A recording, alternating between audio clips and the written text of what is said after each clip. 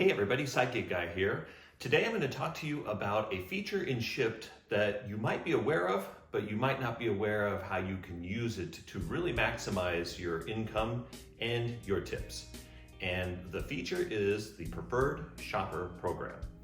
Now, all of a sudden you might be thinking to yourself, no, that's something for the customer. It's like, well, it's for you and it's for the customer. The shopper and the customer can benefit from the Preferred Shopper Program. And before I go too deep into what it is, I'm just going to pop up my preferred shopper list and I'm just going to scroll through it so that you can get an idea of how many people have chosen me to be their preferred shopper. And that's how it works. You don't choose the customer chooses you.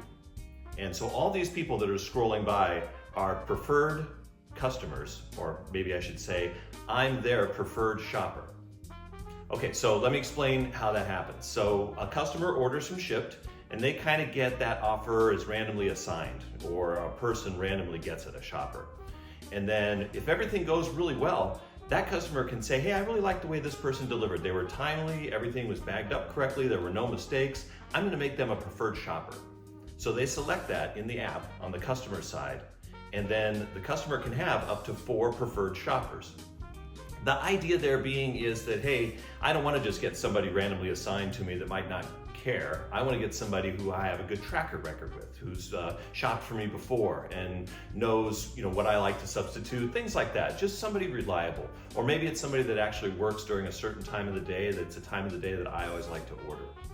Okay, so a customer chooses up to 4 preferred shoppers, no more. They can choose less if they want.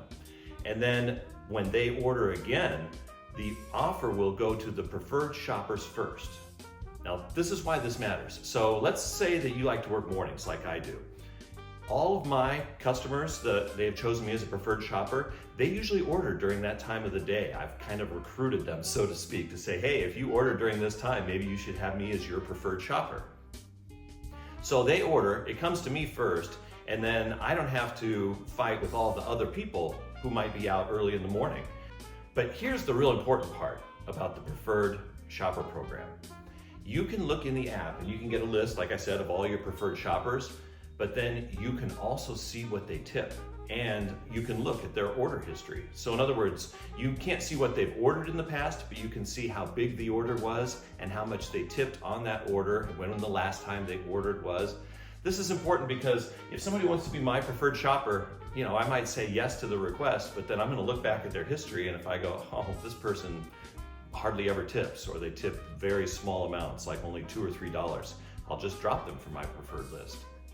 I've heard some people use the strategy is they actually keep them on the list, and then they can look before they accept the order to see if it's worth it, which you can do as well. If you see a preferred offer from somebody, you can go into your preferred list, you can scroll through and find that person and just see how much they've been tipping historically, and then make a decision if you want to take it or not.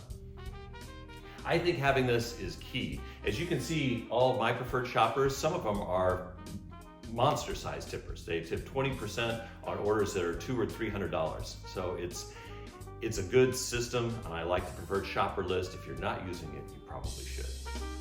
That's all I've got for today. Thanks for watching. Sidekick Guy out.